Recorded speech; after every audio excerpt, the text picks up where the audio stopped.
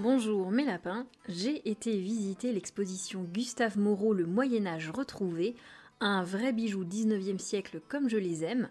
De ce fait, j'ai envie de partager cette visite avec vous et tant pis si je me rajoute du travail en plus de ma saga Mucha. Plongez avec moi au sein de cette exposition qui met à l'honneur deux sujets qui me passionnent et qui, je l'espère, vous passionneront aussi, soit l'immense, unique et inimitable Gustave Moreau, mais aussi ce Moyen-Âge redécouvert au XIXe siècle, et ici donc la combinaison des deux avec ce Moyen-Âge fantasmagorique de Gustave Moreau. En plus de cette visite, je vous ferai au fur et à mesure de petits épisodes compléments plus détaillés pour vous parler de l'artiste et du sujet plus en profondeur. Si on a longtemps perçu Gustave Moreau comme un ermite, loin et coupé de son époque, dû à sa production prolifique, ne serait-ce qu'avec les 1300 peintures, aquarelles et cartons et près encore de 5000 dessins présents ne serait-ce que dans son musée actuel, mais aussi dû à cette fameuse phrase de Huysmans dans son compte-rendu sur le salon officiel de 1880 qui disait à propos de l'artiste « Gustave Moreau est un artiste extraordinaire, unique, c'est un mystique enfermé en plein Paris, dans une cellule où ne pénètre même plus le bruit de la vie contemporaine qui bat furieusement pourtant les portes du cloître. Abîmé dans l'extase, il voit resplendir les féeriques visions, les sanglantes apothéoses des autres âges. » Eh bien, on dira très clairement qu'il suffit de s'intéresser d'un peu plus près à la carrière de l'artiste pour savoir que rien n'est moins vrai. Gustave Moreau n'était pas un ermite coupé de son époque, mais ça, on va le voir ensuite. D'ailleurs, cette exposition, dont le thème est le Moyen-Âge retrouvé dans l'art de Moreau, nous le montre bien. Pour qui connaît l'histoire de l'art, cet aspect du travail de Moreau nous prouve qu'il était en réalité un pur enfant de la génération romantique, bercé de rêves médiévaux. Et l'art de Moreau, dès que l'on commence à s'y intéresser, nous dévoile cette soif d'onirisme qui l'habitait et qui puisait entre autres, aux sources de celles d'un Moyen-Âge que l'on redécouvre justement en son siècle. Je vous explique cette redécouverte dans un épisode complément, mais sachez juste pour résumer très sommairement qu'à la suite de la Révolution française, l'intérêt pour le Moyen-Âge connaît un regain après une longue période de dédain absolu. Alors pour être clair, le siècle des Lumières, qui est le siècle de la Révolution, nous dit que le Moyen-Âge c'est caca, on s'y intéresse pas parce qu'on est obsédé par la morale et tout ce qui touche à la raison et donc à l'antique. Et puis finalement, une fois que cette période meurt en fait, puisque dû à des déceptions et trop de chamboulements, et bien c'est effet inverse et on décide que le Moyen-Âge finalement est plus intéressant. Et donc le Moyen-Âge renaît de ses cendres grâce au travail acharné des artistes et des chercheurs de l'époque. Moreau, totalement de son temps donc, profitera tout au long de sa carrière de ce renouveau pour pouvoir se documenter et user de ses connaissances grâce aux musées qui sont créés et à leurs collections qui sont enrichies à chaque nouvelle trouvaille qui lui permettent de découvrir et d'accéder à cet art quelque peu perdu. Il visitera d'ailleurs assidûment le musée du Louvre, la partie médiévale du musée du Louvre qui ne cesse de s'enrichir à l'époque, et puis également le musée des Thermes et de l'hôtel de Cluny, mais aussi le cabinet des estampes de la bibliothèque impériale. Il collectera également nombre de publications qu'il gardera précieusement dans sa bibliothèque pour les étudier et les réutiliser à sa guise, et souvent de façon détournée. On trouve d'ailleurs dans l'exposition des copies des études de couleurs et des décalcages que l'artiste a beaucoup réalisé et qu'il réutilise comme ça, donc à partir de vrais éléments en fait. Je vais vous en mettre régulièrement dans la vidéo. Gustave Moreau aura donc baigné en plein dans la période de ce que l'on appelle le romantisme durant son enfance, mais aussi pendant sa période d'apprentissage des beaux-arts. Aussi peu de surprise de savoir qu'il voit une admiration à Eugène Delacroix, Jean-Auguste Dominique Ingres ou Théodore Chassériau, ses précurseurs issus de ce mouvement. Il côtoiera d'ailleurs assidûment Chassériau qui aura eu une immense influence sur lui, mais ça on en reparle dans un autre épisode. Au cas où, pour rappel ou révision, le romantisme, c'est un mouvement artistique apparu à la fin du XVIIIe siècle en Allemagne et en Angleterre et qui se diffuse ensuite à tout l'Occident au cours du XIXe siècle jusqu'aux années, on va dire, 1850. Après, ça va perdre un petit peu de vitesse, mais c'est toujours présent. Ce mouvement s'exprime dans la littérature, la peinture, la sculpture, la musique, la politique et la danse, et se caractérise par une volonté de l'artiste d'explorer toutes les possibilités de l'art afin d'exprimer ses états d'âme. Ce mouvement est clairement une réaction au siècle des Lumières et de la raison, privilégiant le sentiment à celle-ci. Dans une exaltation du mystère et du fantastique, et cherchant l'évasion et le ravissement dans le rêve, le morbide et le sublime, l'exotisme et le passé, l'idéal ou le cauchemar d'une sensibilité passionnée et mélancolique. Voilà ce qui habite le travail de ces artistes. Cette influence forte est très clairement visible dans le travail de Moreau, mais je reprends justement sur lui. Gustave Moreau aurait déclaré avec justesse que ce romantisme aurait fortement participé à la redécouverte du Moyen-Âge. Alors pas de surprise donc que Moreau, fortement influencé par ces artistes et ce mouvement, ne soit tenté d'illustrer également les mythes et histoires célèbres en lien avec, comme par exemple l'histoire tragique de Paolo et Francesca, qui est inspirée de la Divine Comédie de Dante, ou simplement que Gustave Moreau ne se saisisse de l'esthétique médiévale pour mieux la détourner. Notez également que Shakespeare, qui n'est pas un auteur médiéval, mais un auteur du XIVe siècle, n'importe quoi, non, c'est un auteur du XVIe siècle, mais dont les intrigues se passent dans un Moyen-Âge revisité par lui, inspire également fortement Moreau, et ça nous rappelle Fuseli. N'hésitez pas à aller voir ma vidéo sur lui si ça n'est pas déjà fait, parce que Fuseli, c'est un bon précurseur de tout ça. Alors, Gustave Moreau est d'ailleurs fort habile pour mélanger harmonieusement ses références médiévales à d'autres thématiques sans lien avec celles-ci, comme par exemple avec des références religieuses chrétiennes, catholiques, ou encore des mythes gréco-romains. Parce que oui, Moreau, c'est avant tout un véritable orfèvre du syncrétisme pictural, soit un véritable artiste maîtrisant la combinaison de doctrines, de systèmes initialement incompatibles, créant ainsi des synthèses harmonieuses, possédant de nombreux traits culturels d'origine différente, donnant lieu à des visions ainsi culturelles totalement nouvelles et qui n'existent pas dans la réalité, mais qui nous semblent pourtant totalement cohérentes. Et ça, vraiment, dans ces toiles, c'est quelque chose de très très fort auquel on ne pense même pas tellement c'est bien fait, et puis dès que l'œil s'attarde et qu'on y réfléchit, on se rend compte de la qualité de son syncrétisme en fait. Pas étonnant donc que Théophile Gautier, un poète et critique d'art, perçoive une tonalité médiévalisante dans la toile d'Œdipe et le Sphinx présentée au salon de 1864, ou qu'il ne compare l'Amédée de Jason, puis la jeune fille Thrace d'Orphée exposée en 1866, à des châtelaines du Moyen-Âge. Par cette critique judicieuse, Théophile Gautier attire l'attention du spectateur sur les ornements médiévaux présents sur le vêtement de la jeune fille, ou encore les motifs floraux, les pierreries et les broches qui s'apparentent à l'orfèvrerie, à l'enluminure et à la tapisserie médiévale. Un autre critique d'art, Gustave Geoffroy, parlera lui de l'antiquité un peu gothique présente sur les œuvres de Gustave Moreau, soulignant ainsi cette vision syncrétique de l'artiste. Autre preuve que Gustave Moreau n'était pas cet ermite coupé de son époque, mais qu'au contraire, comme on le voit à travers cet imaginaire médiéval rêvé et revisité qu'il en faisait pleinement partie, vous verrez au sein de cette exposition une petite œuvre intitulée « Mort d'un jeune croisé », dont le titre vous fera tout de suite penser bien sûr aux croisades du Moyen-Âge, mais qui est également une œuvre répondant à l'actualité du temps de Gustave Moreau. Puisque derrière cette figure de chevalier chrétien partant à la conquête de la Terre Sainte, vous pouvez lire en réalité une forme d'hommage aux Français morts au combat lors de la guerre franco-prussienne de 1870 et une référence aux événements de la Commune à Paris qui affectèrent profondément l'artiste. On le rappelle, lors de ce conflit, Paris fut assiégé et affamé et la France vaincue, ce qui bien sûr créera un ressentiment et un traumatisme chez les Français et d'autant plus chez les Parisiens comme Moreau qui se retrouvèrent à portée de conflits armés.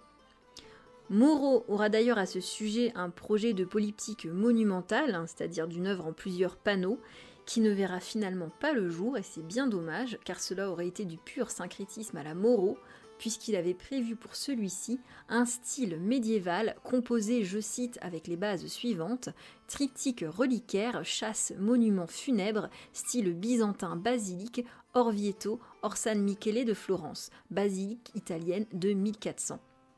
Comme nous l'indique une note qu'il avait faite à ce sujet. Dans les influences citées par lui-même juste avant, on peut noter la présence de références à ce que l'on appelle les grands primitifs italiens, qui font partie de cette vision médiévale revisitée. Alors, les primitifs italiens, ce sont les peintres en Italie qui amorcent le changement du traitement de la peinture dans la période du Trecento, soit le XIVe siècle en italien, voire du Duecento, le XIIIe siècle en italien. Ils introduisent 3 principes nouveaux, qui sont l'humanisation des personnages représentés, donc c'est un peu la fin des icônes en fait, l'apparition des paysages et des architectures complexes en opposition aux simples fonds d'or, ou à des fonds neutres et peu représentatifs,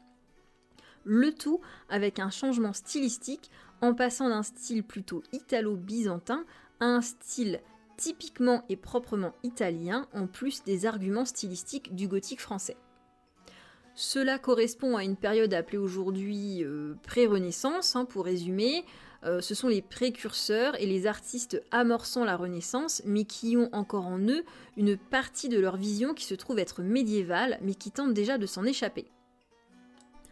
On retrouve d'ailleurs ces références fortement visibles dans sa toile « La mort offre des couronnes aux vainqueurs du tournoi », puisque cette œuvre s'inspire librement de la fresque « Le triomphe de la mort au Camposanto à Pise », peint par Buonamico Buffalmacco au début du XIVe siècle, dont la thématique fait référence aux épidémies de peste noire ayant eu lieu à cette période et qui est donc un sujet de préoccupation médiévale pré-Renaissance. Cependant, Moreau, champion du mélange harmonieux des genres, nous adresse ici une version pouvant faire encore une fois écho à la guerre franco-prussienne et à ses trop nombreux morts, mais en plus, il y mêle également avec brio des références antiquisantes ou Renaissance avec cette colonnade et son choix de décor si particulier en arrière-plan est très reconnaissable, et de plus, autre époque, vous pouvez noter aussi le travail pictural réalisé au niveau des chevaux, notamment dans leurs poses, qui sont de purs hommages aux chevaux romantiques à la Théodore Géricault ou à la Eugène Delacroix qu'il admirait tant. Bien que Moreau n'ait pas reçu d'éducation religieuse, les références catholiques sont particulièrement nombreuses dans ses œuvres. Mais comme on l'a déjà vu, son habileté à mélanger les genres lui en fait utiliser bien d'autres. Cependant, si on ne peut nier cette part importante du sacré dans son travail, bien que celui-ci ne soit jamais littéral et que Moreau se permette à chaque fois de remanier le tout et de l'utiliser à sa sauce, impossible de ne pas voir dans ses tableaux une forme d'expression de ce que l'on appelle le sublime en art, ici à la fois sublime catholique revisité, mais aussi sublime médiéval fantasmé. Alors, au cas où, ce que l'on nomme sublime en art, c'est quand les artistes s'efforcent d'inspirer la passion et d'émouvoir leur public à travers l'expérience sensorielle qu'ils nous proposent. Alors pour essayer de le dire autrement, parce que le sublime c'est avant tout une expérience qui se vit et donc un concept parfois difficile à saisir, on va dire que c'est quand une œuvre visuelle, musicale ou autre nous transporte en nous faisant ressentir une forme de beauté ou de perfection particulière. Donc le sublime, c'est une œuvre qui nous conduit au ravissement, donc autant vous dire que bien évidemment que la notion de sublime elle est quand même très propre à chacun. En parcourant l'œuvre de Gustave Moreau, vous vous apercevrez rapidement que son registre iconographique est peuplé de nombreuses figures de saintes et de saints qui ont souvent été des réponses à des commanditaires. Vous noterez rapidement que leur esthétique est extrêmement imprégnée par les inspirations médiévales, tant par les couleurs que... Et d'ailleurs, Moreau est un coloriste de talent, vraiment, c'est un dessinateur de génie, mais c'est aussi un coloriste de talent, bref... mais vous verrez aussi que les inspirations médiévales, elles sont aussi présentes par le cadrage et dans le choix de la préciosité des détails qui évoquent souvent l'univers foisonnant et la finesse de l'enluminure médiévale, comme par exemple sur cette étude à l'aquarelle pour une commande ayant comme sujet Sainte Élisabeth de Hongrie ou le miracle des roses, qui est conçu comme un pendant à un manuscrit que Léon Bloy, grand mystique du XIXe siècle et romancier, était chargé d'enluminer. La position frontale de la sainte, le cadrage resserré, les couleurs et les dimensions de l'aquarelle sont directement inspirés de motifs médiévaux trouvés dans l'ouvrage Les monuments français inédits de Villemain que Moreau possédait et qu'il utilisa beaucoup. Cependant, vous vous apercevrez rapidement que Gustave Moreau, bien qu'effectuant de la peinture de genre dit d'histoire, soit le genre le plus noble qui consiste à choisir comme sujet, le genre le plus noble, le genre qu'on considérait à l'époque le plus noble, ça n'est pas mon opinion personnelle, c'est parce qu'à l'époque on divisait les styles de peinture et qu'il y avait une hiérarchie dedans, mais ça je vous en reparle dans un autre épisode. Bref, Moreau donc qui fait donc de la peinture d'histoire, donc qui consiste à choisir comme sujet des scènes s'inspirant de l'histoire avec un grand H, mais aussi de l'histoire chrétienne ou antique, mésopotamienne, égyptienne, gréco-romaine, ou encore de la mythologie donc, ou d'événements historiques plus récents, et bien donc que Moreau se permet, contrairement à beaucoup de ses collègues, de s'en affranchir et de le réaliser encore une fois plus librement selon ses goûts, sans suivre un dogme précis, en nous perdant ainsi dans les sujets et dans des visions suspendues hors du monde. D'ailleurs, contrairement à ses confrères de style troubadour, qui aiment mettre souvent en scène les intérieurs gothiques, Moreau représente assez peu l'architecture médiévale dans son œuvre et s'éloigne de la vérité historique, ce qui ne nous empêche absolument pas de ressentir la présence de toute cette esthétique. Cette liberté est un clair héritage de son enseignement et de sa relation amicale avec Théodore Chassériau, qui le poussa vers une approche non académique de la peinture d'histoire et vers une approche plus libre. Il existe tout de même une série qui met en valeur l'importance qu'avait l'architecture gothique dans l'art à ce moment, celle qui est dite les anges voyageurs, qui prend pour motif celui de la cathédrale, particulièrement célébrée à son époque, puisque symbole de la nostalgie du Moyen-Âge. Et bien cette série des anges voyageurs, elle nous présente justement des anges juchés sur les tours d'une cathédrale dont l'inspiration semble clairement être celle de Notre-Dame de Paris, qui est en pleine campagne de rénovation au XIXe siècle. Comme vous pouvez le voir, l'ange surplombe une ville dont le décor fut conçu notamment grâce à une photographie attribuée à Léopold Mercier, représentant le fameux Strige conçu par Eugène Viollet-le-Duc, chargé de la rénovation pour la cathédrale Notre-Dame de Paris. Parce que oui, pas de médiévalisme revisité et réhabilité au XIXe siècle sans Viollet-le-Duc, dont on reparlera un jour. Je pense d'ailleurs que vous êtes sans doute nombreux à déjà connaître cette photo et ce Strige de Viollet-le-Duc, qui se trouve aussi être plus une fantaisie qu'une rénovation fidèle à l'architecture médiévale. Parce que, petite information en passant, cette statue célèbre qui est actuellement un des symboles connus de Notre-Dame de Paris, issue d'un groupe de 54 autres sculptures, est en réalité un pur fruit de l'imagination de Viollet-le-Duc. Ici, il n'a pas restauré Notre-Dame, mais il l'a carrément recréé, parce qu'il ne semble y avoir jamais eu de statue à cette époque, avant cette époque, à cet endroit. D'ailleurs, précisons-le, ce Strige et ses consoeurs moins connus ne sont ni médiévales, ni des copies d'œuvres médiévales, mais bien des inventions. On vous l'a dit, le Moyen-Âge au XIXe siècle est un Moyen-Âge revisité et non pas un Moyen-Âge 100% fidèle. Encore une fois, Moreau est donc un homme de son temps. Le sublime médiéval donc côtoie le sublime catholique dans l'œuvre de Gustave Moreau en se chevauchant et en n'hésitant pas à s'enrichir encore avec d'autres influences. D'ailleurs, très ambigu dans son rapport à la religion toute sa vie, Gustave Moreau sera qualifié de païen mystique par l'écrivain Jean Laurin, auteur important à cette époque, et c'est une qualification qui lui convient quand on regarde ses œuvres vraiment très bien. Comme on l'a déjà évoqué, Moreau dans ses œuvres nous offre des visions syncrétiques, c'est-à-dire des visions associant délibérément et librement des motifs issus de différentes époques, cultures ou religions, dans une osmose parfaite qui ne gêne pas l'œil et ne heurte pas l'esprit. Et c'est là un talent bien singulier de l'artiste qui le rend si unique. Chez Moreau, le Moyen-Âge n'a pas peur de côtoyer et de se superposer aux références à l'Antiquité, dans le sens très large du terme, pas uniquement gréco-romaine mais aussi mésopotamienne ou égyptienne, ou encore à celle de la Renaissance. C'est d'ailleurs ce style unique qui sera remarqué par les critiques d'art du salon comme étant une singularité importante, très célébrée de l'artiste dès 1860. Mais c'est au cours des 20 dernières années de son existence que Moreau accentuera encore plus cet enchevêtrement de références iconographiques qui poursuivra et développera cet éclectisme ornemental en retournant travailler et en complétant dans son atelier de nombreuses toiles exécutées plus tôt dans sa carrière. Mais on en parlera dans un autre épisode, ces sujets des toiles achevées, non achevées de Moreau qui heurtent certaines personnes et qui, au contraire, pour la plupart, qui comme moi trouvent que ça fait partie du charme de son travail en fait. Mais bref. En effet, quand vous regardez de plus près les toiles de Gustave Moreau, et avec lui il faut absolument le faire, il faut s'approcher et regarder les détails, vous vous apercevrez que les éléments décoratifs choisis sont très souvent détournés de leur fonction première. Ils peuvent devenir, par exemple, des éléments d'architecture ou des chaussures ou des objets peuvent devenir des fragments de coiffe, des fragments de vêtements, aller décorer des portions de tableaux qui n'ont pas de rapport avec leur fonction première.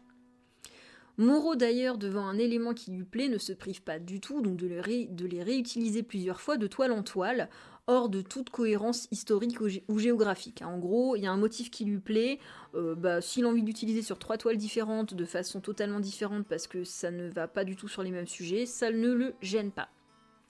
De toute façon, Moreau c'est vraiment un artiste qui possède ce talent de pouvoir entrelacer les éléments du réel pour mieux nous rendre compte d'un univers hors du temps, parce que telle est sa vision artistique syncrétique, et que par ce biais, il nous offre des moments d'une éternité indéfinie, énigmatique, suspendus à jamais à travers ses toiles. Et c'est là toute la force de son art, en fait. Vraiment, moi en tout cas, je suis très sensible à cet aspect-là de son travail. Bon, on se fait un petit plaisir et on finit un petit peu plus en détail avec une toile qui s'appelle L'Apparition, qui illustre parfaitement tout ce qu'on a dit sur Gustave Moreau dans cet épisode. Allons-y. Donc il s'agit d'une huile sur toile, non datée, de format tout à fait respectable, puisque de 1m42 sur 1m03, illustrant ou du moins ayant pour prétexte un épisode biblique célèbre tiré du chapitre 14 de l'évangile de Saint Matthieu, soit la danse de Salomé. Alors si vous ne connaissez pas, c'est pas grave, il s'agit de l'épisode où le futur Saint Jean-Baptiste se retrouve enfermé par le roi Hérode après avoir dénoncé l'union illégitime entre Hérodiade et le roi, et qui était en effet choquante en raison de l'interdiction légale de pouvoir se marier avec la femme de son frère, d'autant plus que le roi, pour le faire, avait en plus donc répudié sa propre femme pour ça. Pour se débarrasser de cet importun, la reine Hérodiade, qui est importunée et à qui l'enfermement de Jean-Baptiste ne suffit pas,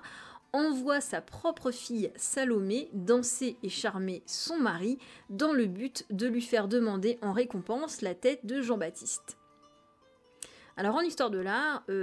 pas de surprise que ce court récit aux thématiques fortes avec sensualité, mort, martyr, femme fatale, vengeance, etc.,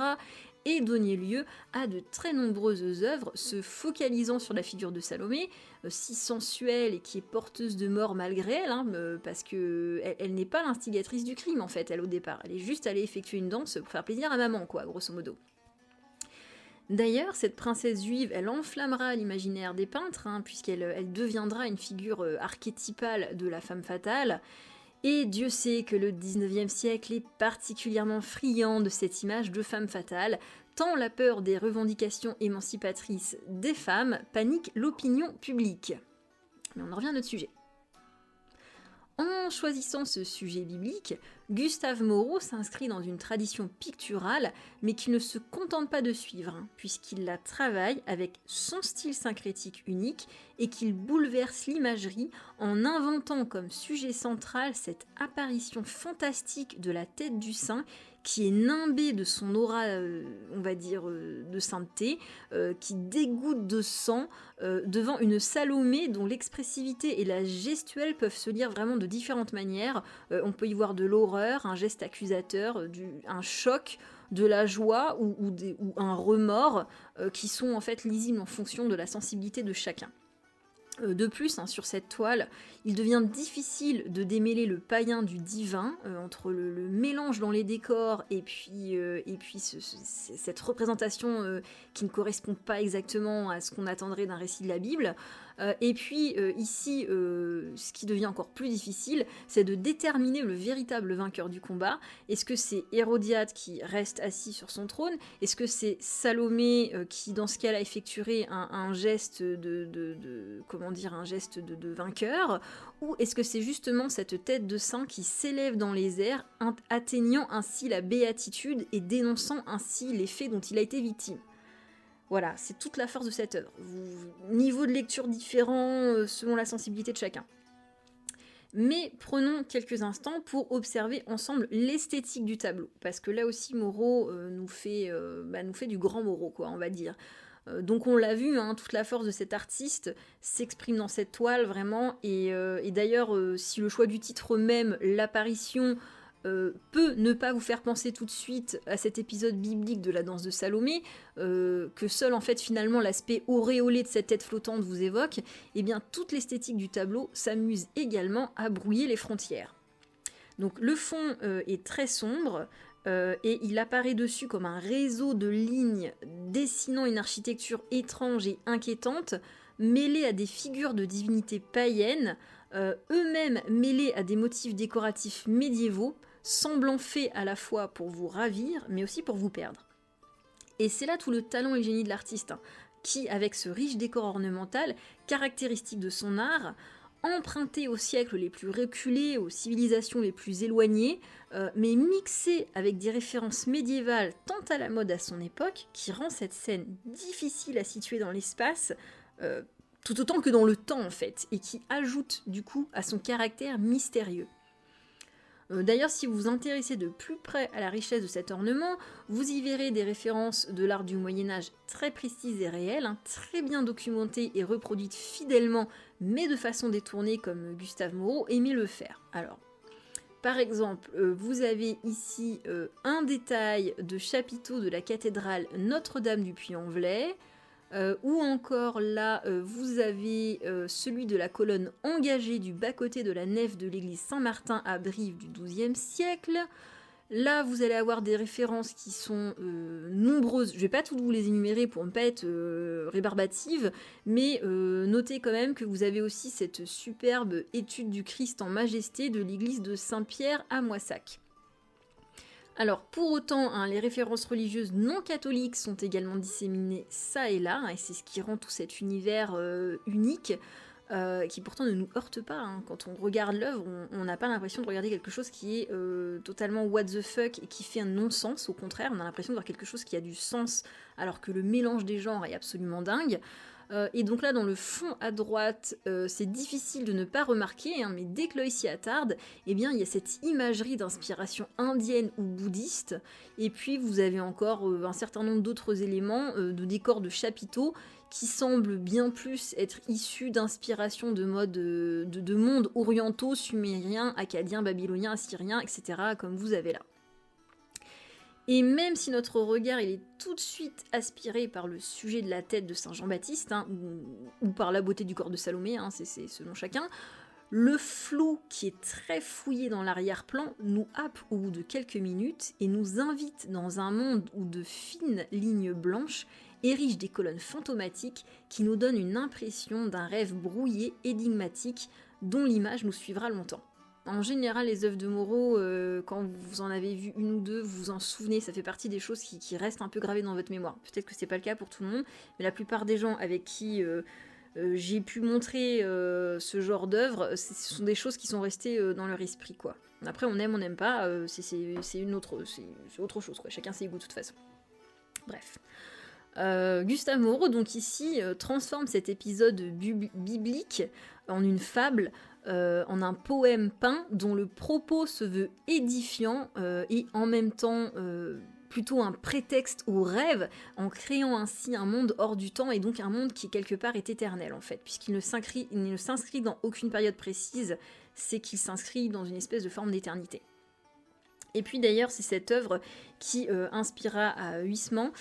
quelques belles pages de son roman À rebours, que je ne peux que vous conseiller si vous aimez les ambiances décadentes de la fin du 19e siècle comme moi.